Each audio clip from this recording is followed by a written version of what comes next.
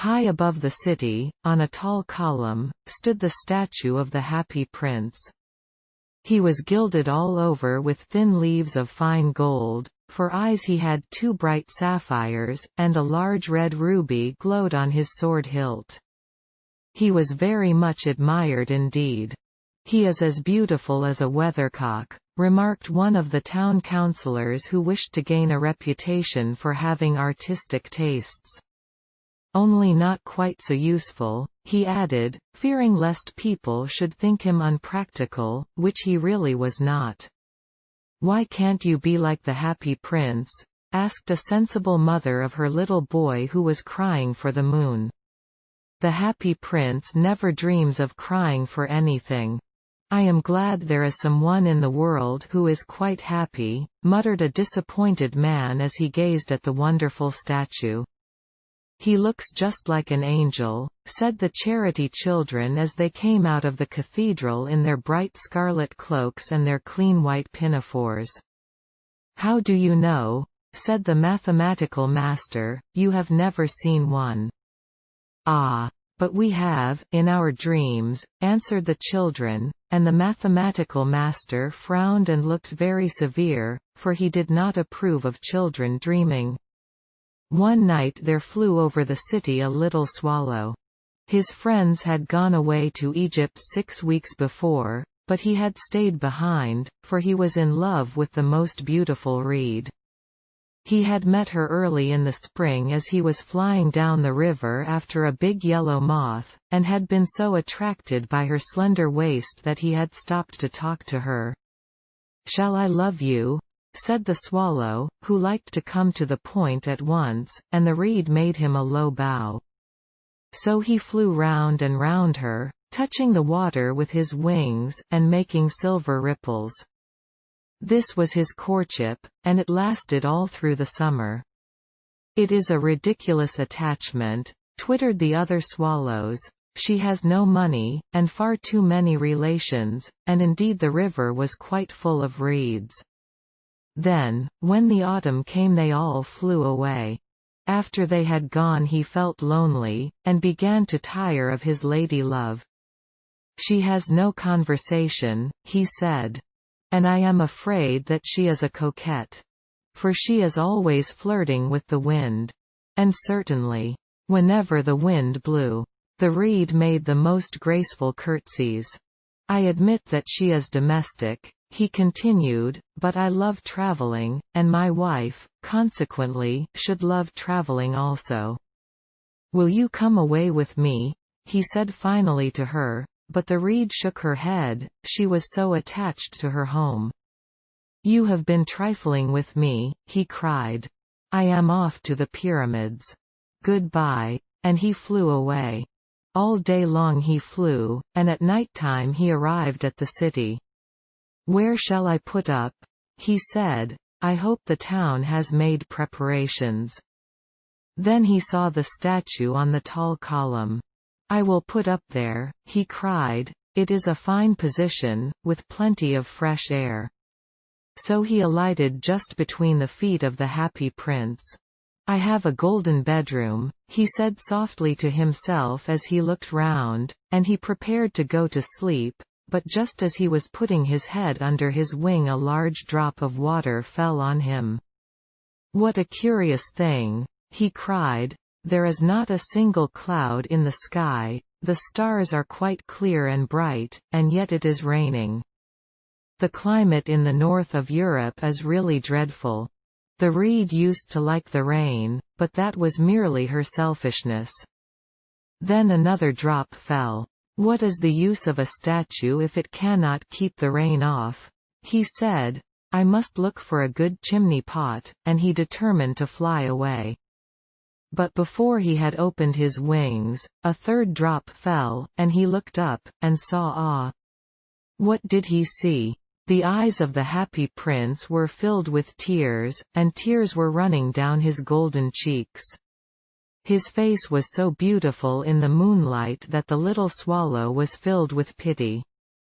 "Who are you?" he said. "I am the Happy Prince." "Why are you weeping then?" asked the swallow. "You have quite drenched me." "When I was alive and had a human heart," answered the statue, "I did not know what tears were, for I lived in the palace of Sans Souci, where sorrow is not allowed to enter. In the daytime I played with my companions in the garden, and in the evening I led the dance in the great hall. Round the garden ran a very lofty wall, but I never cared to ask what lay beyond it, everything about me was so beautiful. My courtiers called me the Happy Prince, and happy indeed I was, if pleasure be happiness. So I lived, and so I died. And now that I am dead they have set me up here so high that I can see all the ugliness and all the misery of my city, and though my heart is made of lead yet I cannot choose but weep." "What? Is he not solid gold?" said the swallow to himself. He was too polite to make any personal remarks out loud. "Far away," continued the statue in a low musical voice, "far away in a little street there is a poor house. One of the windows is open, and through it I can see a woman seated at a table. Her face is thin and worn, and she has coarse, red hands, all pricked by the needle, for she is a seamstress. She is embroidering passion flowers on a satin gown for the loveliest of the Queen's maids of honor to wear at the next court ball. In a bed in the corner of the room her little boy is lying ill. He has a fever, and is asking for oranges. His mother has nothing to give him but river water, so he is crying. Swallow, swallow, little swallow, will you not bring her the ruby out of my sword hilt? My feet are fastened to this pedestal and I cannot move. I am waited for in Egypt," said the swallow. "My friends are flying up and down the Nile, and talking to the large lotus flowers. Soon they will go to sleep in the tomb of the great king. The king is there himself in his painted coffin. He is wrapped in yellow linen, and embalmed with spices. Round his neck is a chain of pale green jade, and his hands are like withered leaves." "Swallow, swallow, little swallow," said the prince, "will you not stay with me for one night, and be my messenger? The boy is so thirsty, and the mother so sad." "I don't think I like boys," answered the swallow. "Last summer, when I was staying on the river, there were two rude boys, the miller's sons, who were always throwing stones at me. They never hit me, of course, we swallows fly far too well for that, and besides, I come of a family famous for its agility, but still it was a mark of disrespect." But the Happy Prince looked so sad that the little swallow was sorry. "It is very cold here," he said, "but I will stay with you for one night, and be your messenger." "Thank you, little swallow," said the prince. So the swallow picked out the great ruby from the prince's sword, and flew away with it in his beak over the roofs of the town. He passed by the cathedral tower, where the white marble angels were sculptured. He passed by the palace and heard the sound of dancing. A beautiful girl came out on the balcony with her lover.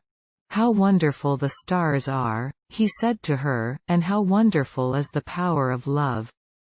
I hope my dress will be ready in time for the state ball." She answered, "I have ordered passion flowers to be embroidered on it, but the seamstresses are so lazy." He passed over the river, and saw the lanterns hanging to the masts of the ships. He passed over the ghetto, and saw the old Jews bargaining with each other, and weighing out money in copper scales. At last he came to the poor house and looked in. The boy was tossing feverishly on his bed, and the mother had fallen asleep, she was so tired.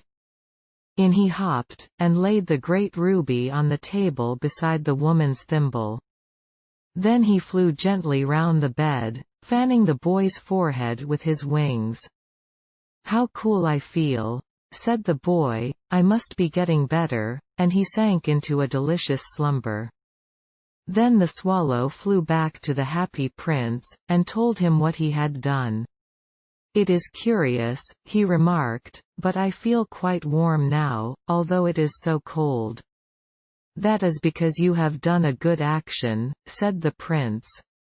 And the little swallow began to think, and then he fell asleep. Thinking always made him sleepy.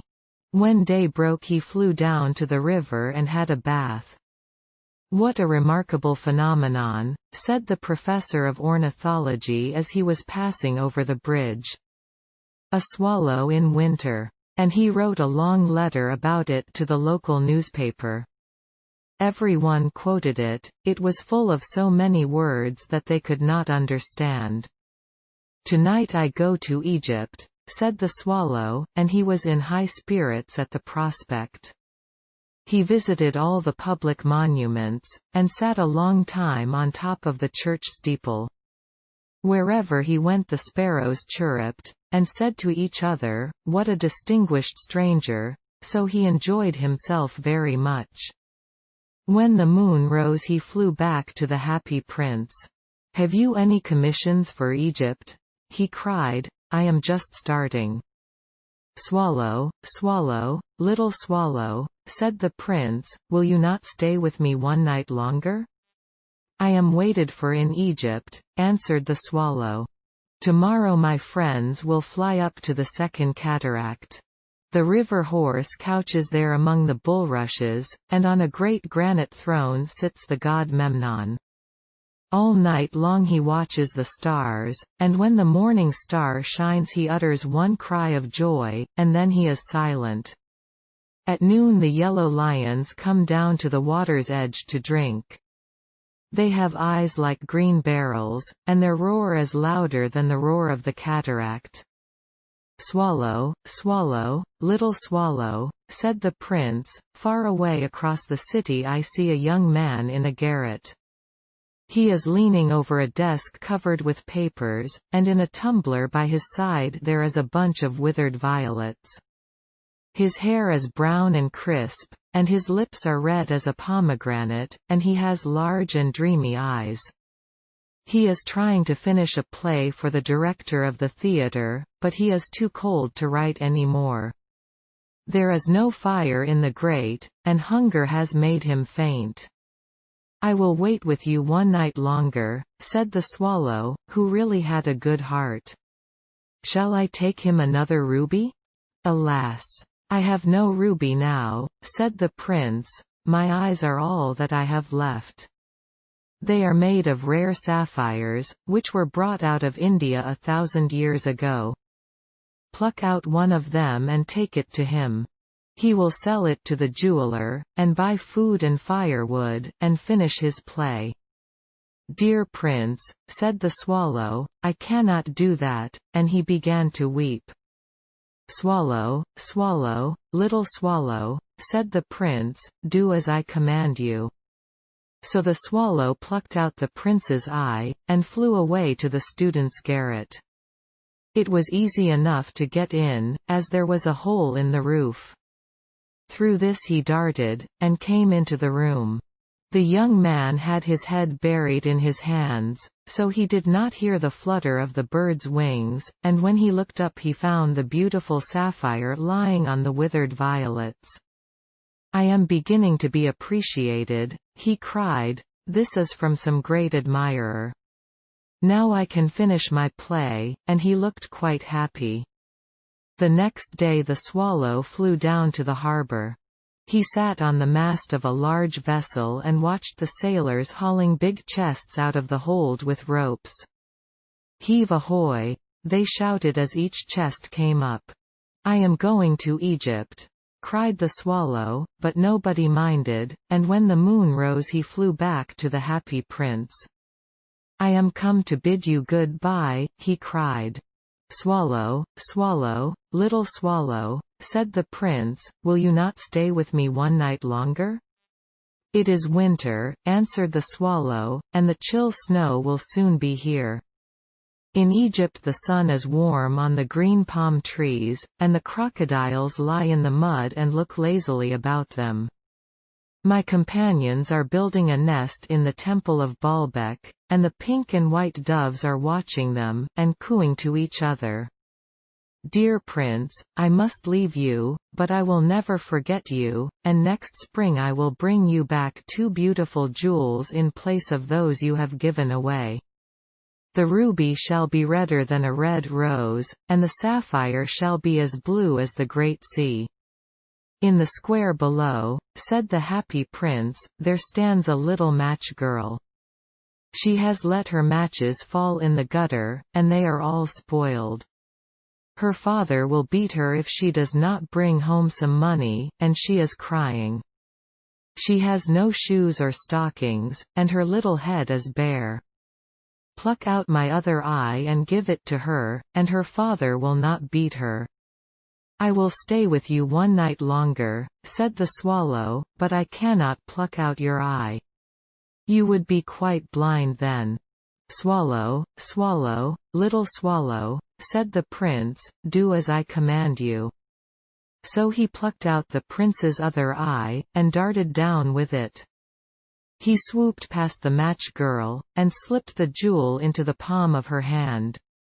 What a lovely bit of glass! Cried the little girl, and she ran home, laughing. Then the swallow came back to the prince. You are blind now, he said, so I will stay with you always. No, little swallow, said the poor prince, you must go away to Egypt. I will stay with you always, said the swallow, and he slept at the prince's feet. All the next day he sat on the prince's shoulder, and told him stories of what he had seen in strange lands.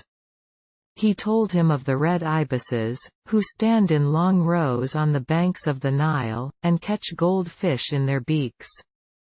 Of the Sphinx, who is as old as the world itself, and lives in the desert, and knows everything. Of the merchants, who walk slowly by the side of their camels and carry amber beads in their hands. Of the king of the mountains of the moon, who is as black as ebony, and worships a large crystal. Of the great green snake that sleeps in a palm tree, and has 20 priests to feed it with honey cakes. And of the pygmies who sail over a big lake on large flat leaves, and are always at war with the butterflies. Dear little swallow, said the prince, you tell me of marvelous things, but more marvelous than anything is the suffering of men and of women. There is no mystery so great as misery. Fly over my city, little swallow, and tell me what you see there. So the swallow flew over the great city, and saw the rich making merry in their beautiful houses, while the beggars were sitting at the gates. He flew into dark lanes, and saw the white faces of starving children looking out listlessly at the black streets.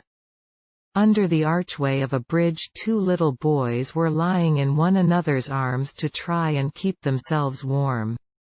How hungry we are, they said. You must not lie here, shouted the watchman, and they wandered out into the rain. Then he flew back and told the prince what he had seen. I am covered with fine gold, said the prince, you must take it off, leaf by leaf, and give it to my poor. The living always think that gold can make them happy. Leaf after leaf of the fine gold the swallow picked off, till the happy prince looked quite dull and grey. Leaf after leaf of the fine gold he brought to the poor, and the children's faces grew rosier, and they laughed and played games in the street. We have bread now, they cried. Then the snow came, and after the snow came the frost. The streets looked as if they were made of silver, they were so bright and glistening. Long icicles like crystal daggers hung down from the eaves of the houses, everybody went about in furs, and the little boys wore scarlet caps and skated on the ice. The poor little swallow grew colder and colder, but he would not leave the prince, he loved him too well. He picked up crumbs outside the baker's door when the baker was not looking, and tried to keep himself warm by flapping his wings. But at last he knew that he was going to die. He had just strength to fly up to the prince's shoulder once more. "Goodbye, dear prince," he murmured, "will you let me kiss your hand? I am glad that you are going to Egypt at last." "Little swallow," said the prince, "you have stayed too long here, but you must kiss me on the lips, for I love you." "It is not to Egypt that I am going," said the swallow. "I am going to the house of death. Death is the brother of sleep, is he not?" And he kissed the happy prince on the lips, and fell down dead at his feet. At that moment a curious crack sounded inside the statue, as if something had broken. The fact is that the leaden heart had snapped right in two. It certainly was a dreadfully hard frost. Early the next morning the mayor was walking in the square below in company with the town councillors. As they passed the column he looked up at the statue. "Dear me! How shabby the happy prince looks," he said. "How shabby, indeed!" cried the town councillors, who always agreed with the mayor, and they went up to look at it. "The ruby has fallen out of his sword, his eyes are gone, and he is golden no longer," said the mayor. "In fact, he is little better than a beggar." "Little better than a beggar," said the town councillors. "And here is actually a dead bird at his feet," continued the mayor. "We must really issue a proclamation that birds are not to be allowed to die here." And the town clerk made a note of the suggestion. So they pulled down the statue of the happy prince. "As he is no longer beautiful, he is no longer useful," said the art professor at the university. Then they melted the statue in a furnace, and the mayor held a meeting of the corporation to decide what was to be done with the metal. "We must have another statue, of course," he said, "and it shall be a statue of myself." "Of myself," said each of the town councillors, and they quarrelled. When I last heard of them they were quarrelling still. "What a strange thing," said the overseer of the workmen at the foundry. "This broken lead heart will not melt in the furnace. We must throw it away." So they threw it on a dust heap where the dead swallow was also lying. "Bring me the two most precious things in the city," said God to one of his angels, and the angel brought him the leaden heart and the dead bird. "You have rightly chosen," said God, "for in my garden of paradise this little bird shall sing forevermore, and in my city of gold the happy prince shall praise me."